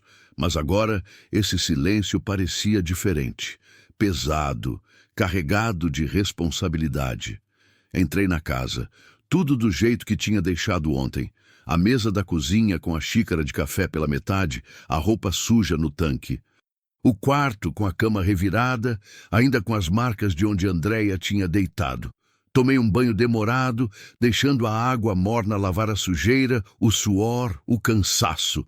Mas não conseguia lavar a preocupação. Troquei de roupa, comi alguma coisa, tentei descansar. Não consegui. 2 da tarde peguei as chaves da caminhonete, fui até a garagem nos fundos. A bateria estava descarregada mesmo. Peguei a bateria reserva que guardava para emergências, troquei, dei a partida. O motor velho tossiu 2 vezes antes de pegar. 20 minutos depois, estava de volta na estrada para Porangatu. Precisava voltar para o hospital. Precisava ver como Andréia estava. E precisava estar lá quando a polícia viesse interrogá-la. Cheguei no hospital às 3h30. O corredor estava mais vazio que de manhã. Subi direto para a UTI. A mesma enfermeira de antes me viu chegar. Ela está acordada. Comeu um pouco de sopa no almoço. Ela sorriu. Tá perguntando por você. O peito apertou. Não, posso ver ela? Pode, mas o médico disse que a polícia vem daqui a pouco. Entrei na UTI. Andréia estava acordada, deitada de lado, olhando para a janela. Quando me ouviu chegar, virou a cabeça. Você voltou, ela disse, e tinha alívio na voz. Falei que voltava. Sentei na cadeira ao lado da cama. Ela parecia melhor. Ainda fraca, ainda pálida, mas com mais vida nos olhos. Como você tá? Melhor. Ela tocou a barriga. A médica veio aqui. Disse que o bebê tá bem, que conseguia tempo. Graças a Deus. Silêncio. Ela mexia nos dedos nervosa. A polícia vai vir, né? Vai. Hoje ainda, disseram. Olhei para ela. Você vai ter que contar o que aconteceu. Sei que é difícil, mas é a única forma de pegar quem te fez isso. Ela fechou os olhos. Respirou fundo. Quando abriu de novo, estavam molhados. Eu não sei se consigo. Consegue. Você é forte. Sobreviveu a tudo aquilo. Sobreviveu para contar essa história. E se eles... A voz dela tremeu. E se eles descobrirem que eu tô viva? E se vierem atrás de mim? Não vão. Não enquanto eu estiver vivo. Ela me olhou e vi medo naqueles olhos. Mas também vi confiança. Pela primeira vez em muito tempo, talvez, ela confiava em alguém. Por que você está fazendo isso? Perguntou a voz baixa. Por que está se arriscando por mim? Pensei antes de responder. Por que mesmo? Eu mal conhecia essa moça. Não devia nada para ela. Podia ter seguido em frente ontem, deixado alguém achar ela ou deixado ela morrer, mas não consegui. Por quê? Hesitei. Porque faz 5 anos que eu vivo sozinho. 5 anos que a vida não faz mais sentido. E ontem, quando te achei, quando vi que você ainda estava viva, senti que tinha um motivo para continuar, para lutar, para ser útil de novo. Ela enxugou as lágrimas com as costas da mão. Você perdeu alguém, não perdeu? Minha esposa. Célia. Câncer levou ela. Sinto muito. Eu também. Ficamos em silêncio por um tempo. Um silêncio confortável, compartilhado. 2 estranhos unidos pela dor, pela solidão, pelo acaso. Até que passos pesados ecoaram no corredor. O sargento Diniz entrou na UTI, acompanhado pelo cabo Rodrigo. Viram a gente, se aproximaram. Boa tarde, cumprimentou o sargento tirando o boné. Andréia, é esse seu nome, certo? Ela assentiu, o corpo enrijecendo. Preciso fazer algumas perguntas. Sei que é difícil, mas é importante. Andréia olhou para mim. Levantei e fui sair, mas ela segurou minha mão. Fica, por favor. Olhei para o sargento. Ele hesitou, mas concordou. Tudo bem, pode ficar. O cabo Rodrigo puxou outra cadeira. Os 2 se sentaram. O sargento tirou um caderninho do bolso, caneta na mão. Andréia, pode me dizer de onde você é? São Paulo, capital. E como veio parar aqui em Goiás? Ela respirou fundo. As mãos tremiam. Apertei de leve, dando apoio. Eu estava trabalhando num bar, em São Paulo. Conheci um cara. Ele era bonito, simpático, dizia que gostava de mim. A voz começou a falhar. Ele me prometeu uma vida melhor. Disse que tinha um negócio aqui no interior, que a gente ia morar junto, ter uma família. E você veio com ele? Vim. Eu era boba, sozinha, sem família. Achei que finalmente tinha encontrado alguém. Lágrimas escorriam agora. Mas quando chegamos aqui, tudo mudou.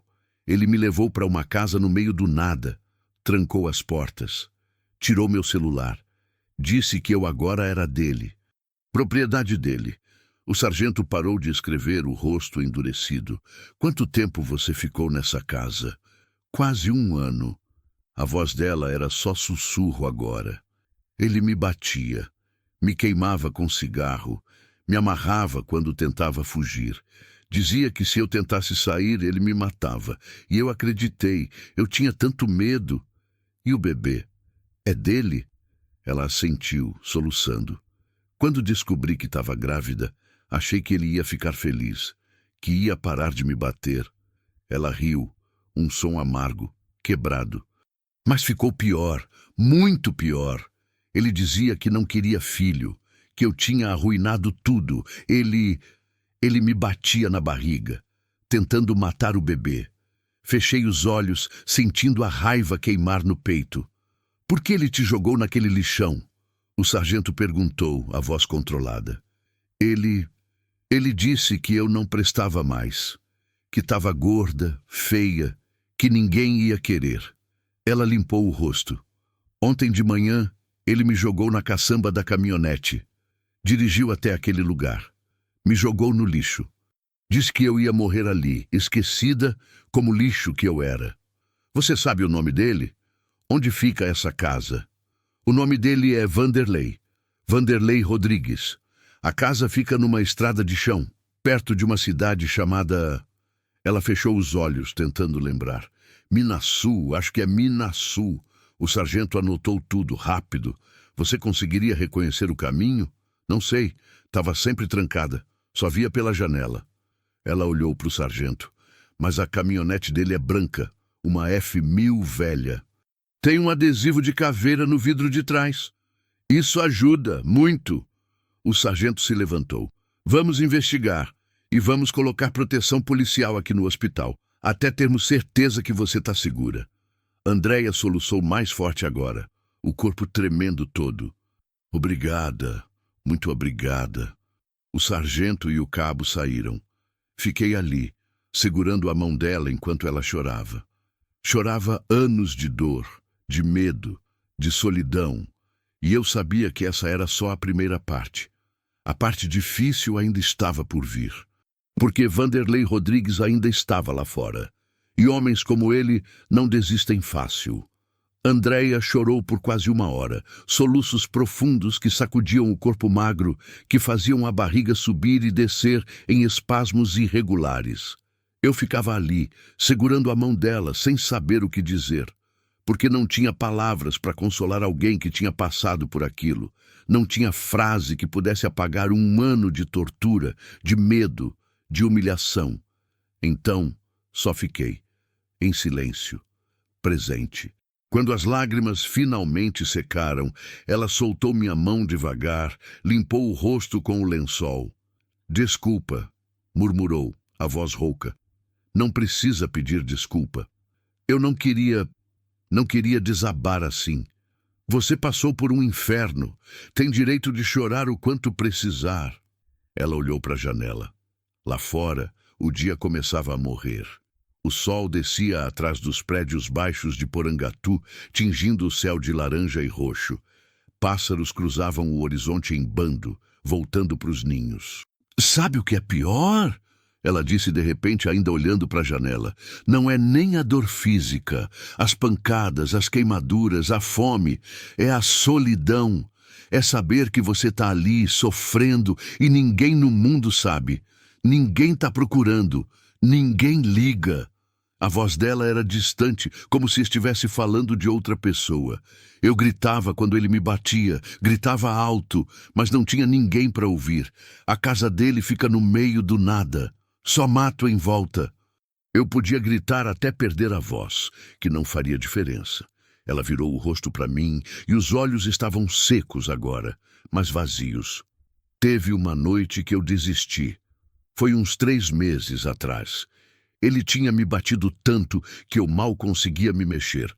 Estava deitada no chão, no quarto que ele me trancava, sangrando com frio, com fome, e pensei, é aqui que eu vou morrer, sozinha, num quarto escuro, sem ninguém saber meu nome. A garganta apertou. Mas você não morreu. Não. Ela tocou a barriga de novo com carinho, porque ela começou a se mexer. Primeira vez que senti, era só um tremorzinho, quase nada, mas era vida. Era alguém dependendo de mim. Lágrimas voltaram a escorrer, mas diferentes agora. E eu decidi que não ia desistir. Ia aguentar o que fosse preciso, porque ela merecia viver, mesmo que eu não merecesse. Você merece, Andréia, merece viver. Merece ser feliz. Você e sua filha. Ela balançou a cabeça devagar. Não sei se acredito nisso ainda. Mas obrigada por dizer. A enfermeira entrou, interrompendo o momento. Senhor, preciso trocar o soro dela e fazer uns exames. Vai demorar uns 40 minutos. Levantei, olhei para Andréia. Vou ali embaixo tomar um café. Volto já. Tá. Desci pro térreo, saí do hospital. O ar da noite estava fresco, carregado com cheiro de chuva distante. Nuvens escuras se acumulavam no horizonte. Ia chover durante a madrugada, com certeza. Acendi um cigarro. Tinha largado o vício uns 2 anos atrás, depois que Célia morreu. Mas comprei um maço no caminhão de lanche ali perto e acendi um. Precisava acalmar os nervos, organizar os pensamentos. A história de Andréia rodava na cabeça. 1 ano presa, batida, queimada, torturada, engravidada à força e, no final, jogada no lixo para morrer. Como um homem faz isso? Como um ser humano faz isso com outro? A raiva voltou a ferver. Uma raiva fria, calculada, perigosa. O tipo de raiva que pede vingança. Vanderlei Rodrigues. O nome estava gravado na memória agora, e a imagem da F1000 branca com adesivo de caveira. Se eu visse aquela caminhonete, o celular tocou no bolso. Puxei. Número desconhecido. Alô? Geraldo? É o Sargento Diniz. Sargento, preciso falar com o senhor. Tem como descer até a delegacia? É importante. Olhei para o hospital. Agora? Sim. Não vai demorar. Tá bom. 10 minutos estou aí. Joguei o cigarro no chão, pisei em cima. Voltei para o hospital, avisei a enfermeira onde ia estar e peguei a caminhonete. A delegacia ficava no centro da cidade, num prédio velho de 2 andares, com as paredes descascadas e uma placa torta escrito Polícia Civil. Estacionei na frente e entrei. O sargento Diniz me esperava numa sala pequena, com mesa de metal, 2 cadeiras e um ventilador barulhento no teto. O cabo Rodrigo estava com ele, mexendo num computador antigo. Senta, Geraldo. O sargento indicou a cadeira. Sentei. Ele ficou em pé, os braços cruzados, o rosto sério. Conseguimos localizar a casa. O coração acelerou. Como? Combinamos as informações que Andréia deu com os registros de propriedades rurais na região de Minaçu. Tem uma chácara registrada no nome de Vanderlei Rodrigues. Fica numa estrada vicinal, uns 20 quilômetros da cidade, isolada, sem vizinhos próximos, exatamente como ela descreveu. E o que vão fazer? Vamos fazer uma operação. Amanhã de manhã cedo. Equipe da DEIC de Goiânia vem dar apoio. Ele fez uma pausa. Mas tem um problema. Qual? Esse Vanderlei, ele não é um trouxa qualquer. Tem ficha, envolvimento com tráfico, receptação, ameaça. Já foi preso 2 vezes, mas sempre conseguiu sair. Tem advogado bom, conexões. E daí? E daí que ele é perigoso. E que se ele descobrir que Andréia está viva, que ela falou com a polícia, o sargento me olhou fixo. Ele vai tentar alguma coisa. Tipo o quê? Silenciá-la. Ou a quem estiver protegendo ela. O recado era claro. Tô entendendo. Coloquei 2 policiais de plantão no hospital. 24 horas. Mas mesmo assim, seria bom o senhor ter cuidado. Muito cuidado. Não sai sozinho. Não volta para a fazenda sem avisar alguém. Evita lugares isolados. Eu sei me cuidar. Sei que sabe, mas esse tipo de gente, eles não jogam limpo. Assenti levantando. Quando vocês vão prender ele? Amanhã, 6 da manhã. Se tudo der certo, antes do meio-dia, ele está preso. Posso ir junto? O sargento franziu a testa. Por quê? Porque quero olhar na cara dele. Quero que ele saiba que foi eu quem salvou Andréia. Que foi eu quem destruiu os planos nojentos dele. O sargento suspirou. Não é protocolo, mas... Ele trocou um olhar com o cabo Rodrigo. Vou ver o que posso fazer. Liga para mim amanhã às 5. Eu te aviso. Obrigado. Saí da delegacia com a cabeça a mil. Amanhã. Amanhã iam prender o monstro que tinha feito aquilo com Andréia. Amanhã ela podia começar a respirar aliviada. Amanhã começava a justiça. Mas alguma coisa me incomodava. Alguma coisa não estava certa. Voltei para o hospital. Eram quase 8 da noite. A UTI estava quieta, luzes baixas, só o bip constante dos monitores. Andréia dormia, a respiração tranquila. Uma enfermeira nova que eu não conhecia estava sentada numa cadeira perto da porta, lendo uma revista. Ela está bem? Perguntei baixo.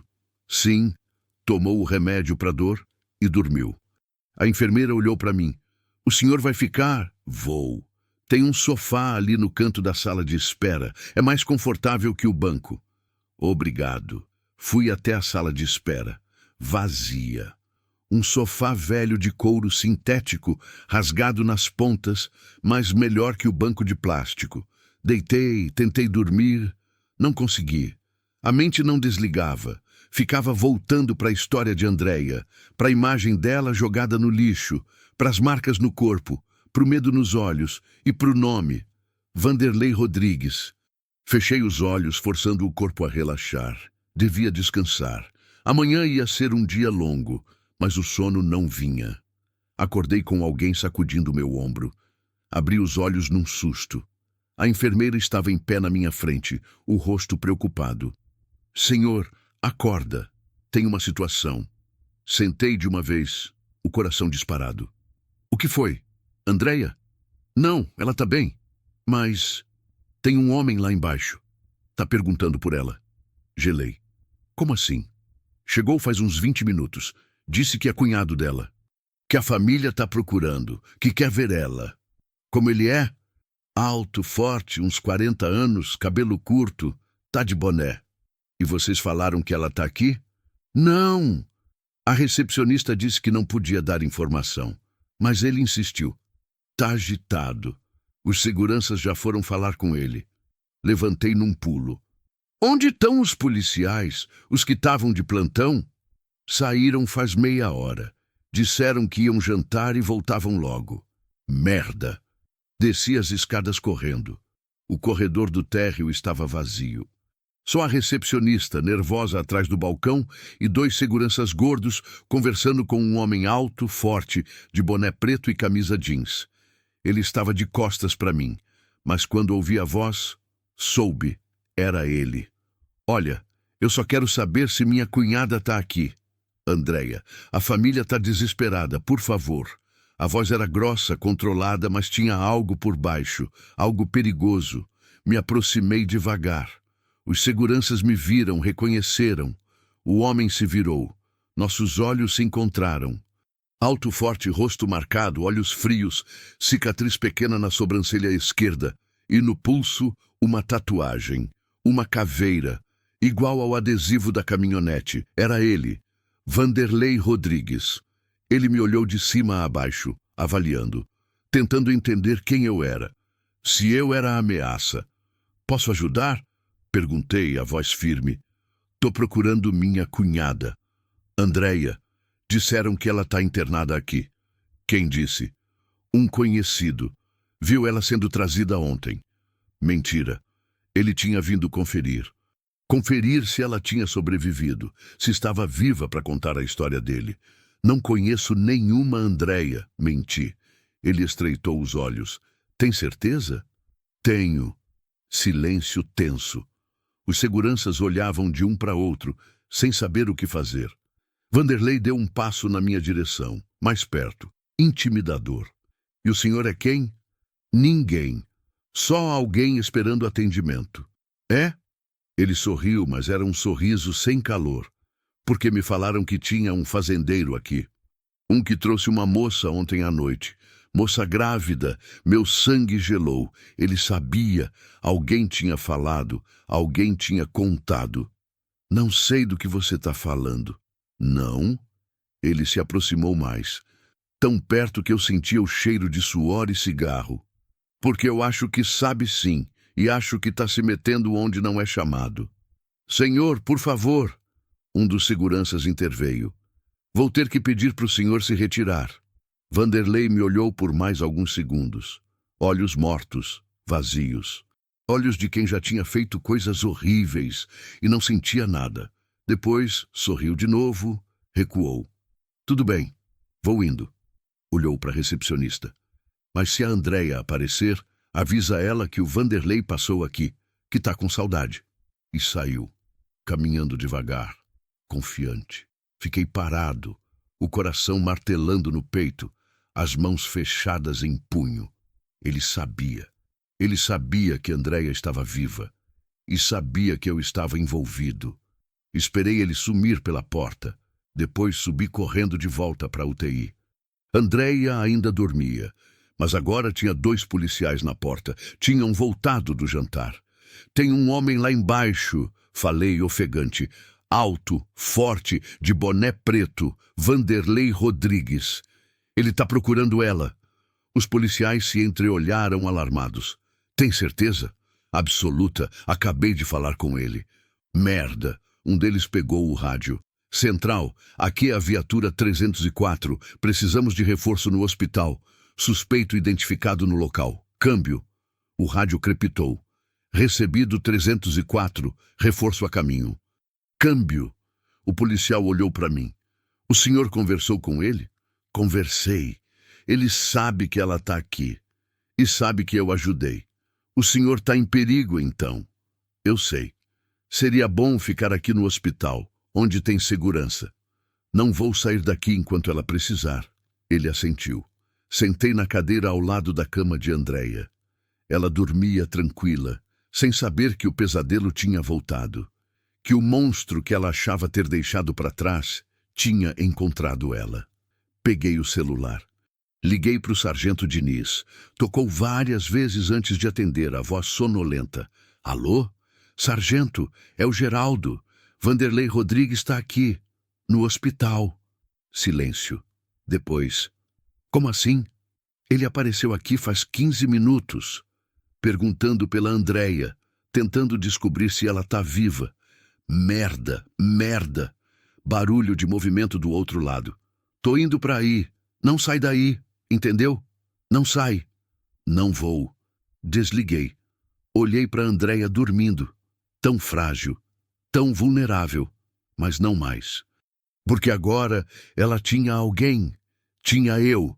E eu não ia deixar aquele monstro chegar perto dela, nem que custasse minha vida. O sargento Diniz chegou em menos de 20 minutos.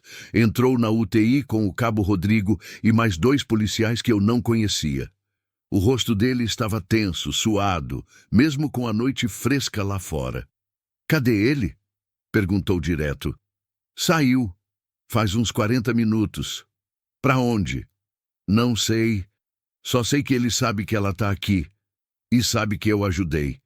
O sargento praguejou baixo, passou a mão no rosto cansado. Isso complica tudo. A operação estava marcada para amanhã de manhã. Agora ele está alerta. Se ele fugir...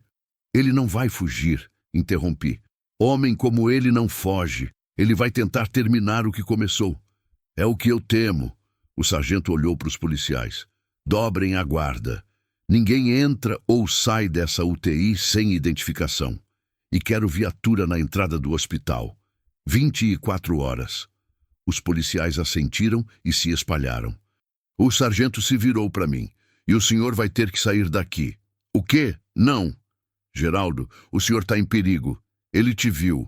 Ele sabe quem você é. Se ele vier atrás, então que venha. Minha voz saiu mais dura que pretendia.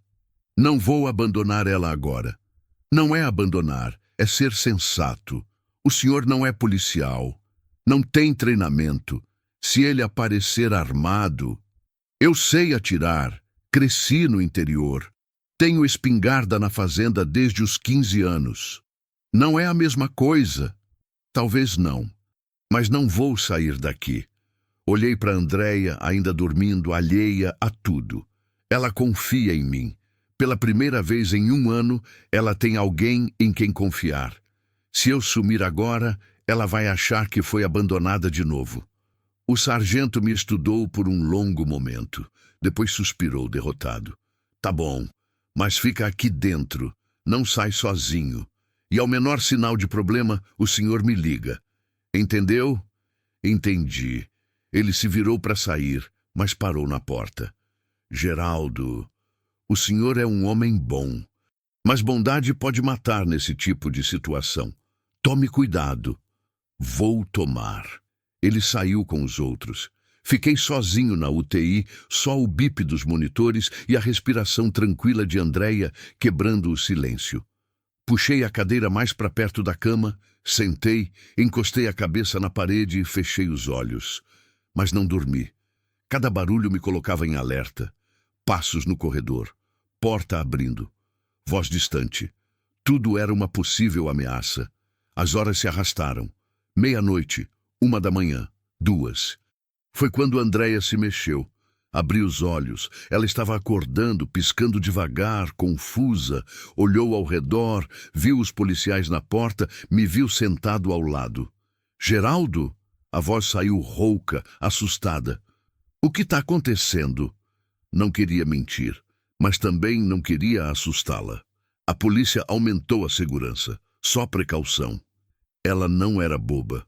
Sentou na cama com dificuldade, a barriga pesando, e me olhou nos olhos. Ele veio aqui, não veio? Silêncio. Não veio? A voz dela subiu, ansiosa. Suspirei. Veio, mas não chegou perto de você. Os seguranças não deixaram ele subir. O rosto dela empalideceu. As mãos foram automaticamente para a barriga, protetoras. Ele sabe que eu tô viva. Ele vai... Não vai nada. Segurei a mão dela, firme. Tem polícia em todo lugar. Ele não consegue chegar perto. Você não conhece ele. As lágrimas começaram a cair. Ele é capaz de qualquer coisa. Ele matou gente antes. Ele me contou. Ria quando contava. O estômago revirou. Andréia, olha para mim. Esperei ela me encarar. Eu prometi que ia te proteger e vou cumprir. Ele não vai te machucar de novo. Juro pela memória da minha esposa. Ela soluçou, apertando minha mão. E se ele machucar você? Por minha causa? Não vai. Sou mais esperto que pareço. Ela quase sorriu. Quase. Por que você está fazendo isso? De verdade. Por que se arriscar tanto por uma estranha? Pensei antes de responder. Procurei dentro de mim a resposta verdadeira. Não a resposta bonita, polida, a verdadeira, porque nos últimos 5 anos eu só existia. Não vivia, só seguia a rotina. Acordar, trabalhar, comer, dormir, tudo mecânico, vazio, sem propósito. Fiz uma pausa. E quando te achei naquele lixão, quando vi que ainda estava viva, algo dentro de mim acordou. Algo que eu achava que tinha morrido com a Célia. A vontade de lutar por alguma coisa, de proteger alguém, de fazer diferença. Lágrimas escorriam pelo rosto dela, mas não era mais de medo. Era de gratidão.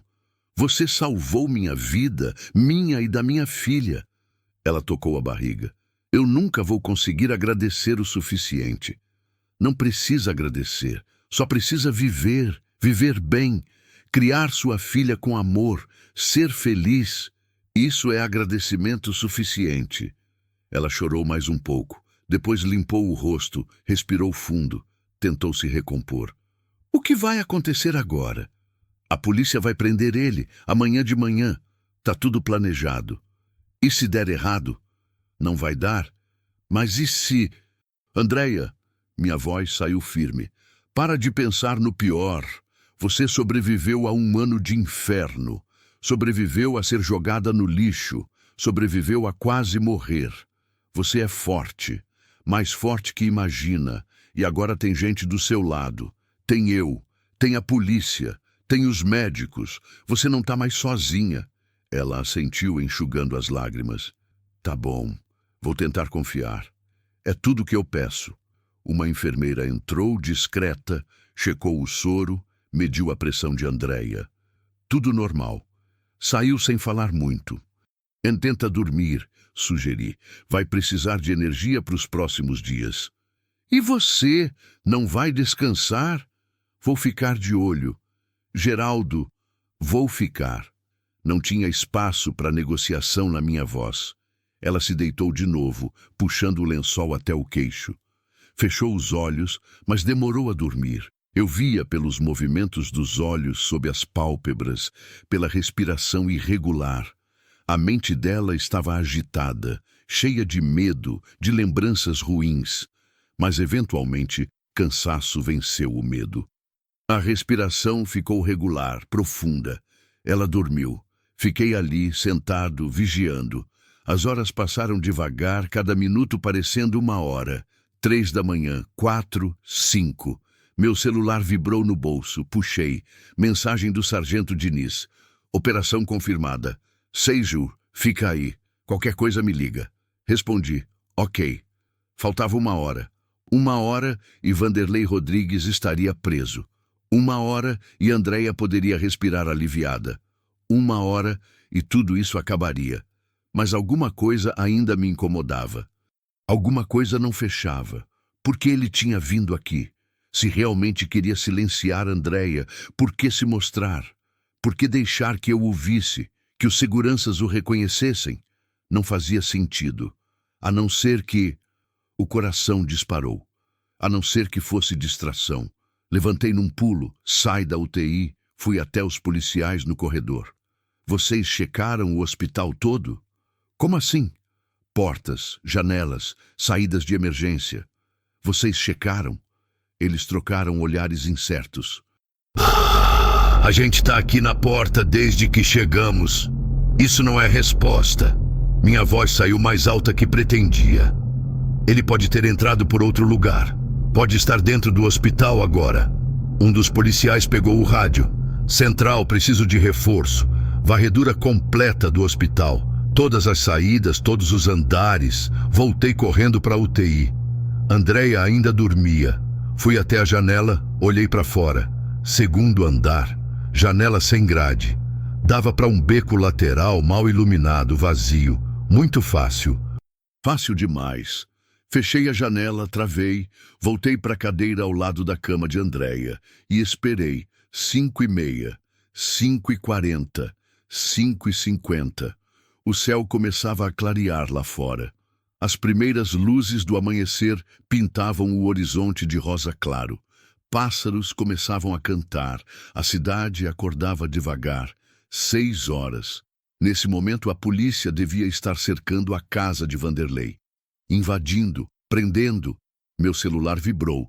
Mensagem do sargento. Estamos na casa. Vazia. Ele não tá aqui. Gelei. Vazia. Ele tinha fugido. Ou... A porta da UTI se abriu. Um homem entrou. Jaleco branco. Estetoscópio no pescoço. Máscara cirúrgica cobrindo metade do rosto. Prancheta na mão. Mas algo estava errado. O jaleco era grande demais. As mangas compridas demais. E os olhos eram frios, vazios. Me levantei devagar. Posso ajudar, doutor? Ele parou. Me olhou. E então sorriu por trás da máscara. Eu vi pelos olhos. Pode sim. A voz era grossa, conhecida. Pode sair da frente. Vanderlei. Ele tirou a mão do bolso do jaleco. Na mão, uma faca, lâmina longa, fina, brilhando sob a luz fluorescente. Vim terminar o serviço, ele disse, dando um passo na minha direção. Atrás de mim, Andréia acordou com o barulho. Viu ele e gritou, um grito agudo, de terror puro. Vanderlei avançou, não pensei, só agi. Me joguei na frente dele, bloqueando o caminho para a cama. Ele me empurrou com força, bati nas costas contra a parede, o ar saindo dos pulmões. Ele passou por mim, indo em direção a Andréia. Ela tentou sair da cama, mas o corpo não obedecia. O soro no braço, as pernas fracas. Ela caiu de joelhos no chão, chorando, implorando. Por favor, não! Meu bebê, minha filha! Vanderlei parou em cima dela, a faca erguida. Devia ter morrido naquele lixão, ele disse, a voz fria. Mas tudo bem, termino agora. Ele ergueu a faca. Não ia acontecer. Me joguei de novo. Agarrei o braço dele, segurando a faca. Ele era forte, muito forte. Me sacudiu, tentando se soltar. A porta da UTI explodiu. Os policiais entraram, armas em punho. Solta a faca! Agora! Vanderlei olhou para eles, depois para mim, e sorriu. Um sorriso louco, perigoso. Se eu não posso ter, ninguém pode. Ele girou a faca e enfiou na minha barriga. A dor foi instantânea, aguda, queimando. Olhei para baixo. Vi o cabo da faca saindo do meu abdômen. Vi o sangue escorrendo, vermelho escuro, manchando minha camisa. Minhas pernas falharam. Caí de joelhos. Os policiais atiraram. Ouvi os tiros. 3, 4. Não sei, Vanderlei caiu, pesado, sem se mexer. Andréia gritava, as enfermeiras corriam, o médico gritava ordens, mas tudo ficava distante, como se estivesse debaixo d'água. Cai de lado, o teto girava, luzes piscavam, senti mãos me virando, tocando minha barriga. Dor, muita dor. E então vi Andréia rastejando até mim, o rosto molhado de lágrimas, a boca se movendo, falando algo que eu não conseguia ouvir. Tentei falar, dizer que estava tudo bem, que ela estava segura agora, mas não saiu som, só sangue. Tudo ficou escuro. Acordei com luzes fortes no rosto, cheiro de desinfetante, vozes abafadas, piscando, tentando focar. Um rosto apareceu, médico, jovem, o mesmo de antes. Geraldo, consegue me ouvir? Tentei falar. A garganta estava seca, dolorida. Sim, saiu como um sussurro rouco. Você tá na sala de recuperação. Passou por cirurgia. A faca perfurou o intestino, mas conseguimos reparar. Você vai ficar bem. Bem, ia ficar bem. Andréia, consegui falar, o médico sorriu. Ela tá bem, assustada, mas bem, e o bebê também. Ela tá esperando para te ver. Fechei os olhos, o alívio inundando o peito. E... Vanderlei? O sorriso do médico sumiu. Morto. Os policiais atiraram. Não sobreviveu. Morto. O monstro estava morto. Não senti pena. Não senti nada além de alívio. Descansa agora, o médico disse, afastando-se. Você vai precisar de algumas semanas para se recuperar. Mas vai ficar bem. Fechei os olhos de novo. O cansaço puxava para baixo, pesado, irresistível. Mas antes de dormir, ouvi passos arrastados, suaves. Abri os olhos. Andréia estava ali, de pé, segurando um suporte de soro, pálida, frágil, mas de pé. Ela se aproximou devagar, os olhos vermelhos de tanto chorar. Geraldo, a voz saiu quebrada. Oi, murmurei tentando sorrir. Ela se ajoelhou ao lado da maca, segurou minha mão. Você quase morreu. Por minha causa. Por mim e pela minha filha. Valeu a pena. Não devia ter valido. Você devia ter se protegido. Devia... Andréia. Apertei a mão dela, fraco. Se eu não tivesse feito nada, você estaria morta. E eu teria que viver com isso. Prefiro essa dor aqui, toquei a barriga enfaixada, do que a dor de ter te abandonado. Ela chorou, soluços profundos, liberadores. Obrigada, muito obrigada. Você me deu minha vida de volta. Me deu minha filha de volta. Me deu esperança. Esperança. A mesma palavra que ela tinha escolhido para o nome da filha. E você me deu um motivo, respondi. Um motivo para voltar a viver. Ela se inclinou, beijou minha testa. Um beijo suave, carinhoso, cheio de gratidão. Quando você melhorar, quando sair daqui, você tem um lugar para ir? Pensei na fazenda. Vazia, silenciosa, solitária. Tenho minha fazenda. E se... Ela hesitou. E se a gente fosse com você? Eu e a esperança. Quando ela nascer, a gente podia, não sei, ajudar, retribuir. Olhei para ela, para aquela moça que tinha sobrevivido ao inferno, que tinha lutado pela vida da filha, que agora me oferecia companhia, família. Gostaria muito, respondi, a voz embargada. Ela sorriu. Um sorriso verdadeiro pela primeira vez desde que a conheci. Então, tá combinado. E naquele momento, deitado numa maca, com dor no corpo, mas paz no coração, percebi. A solidão tinha acabado.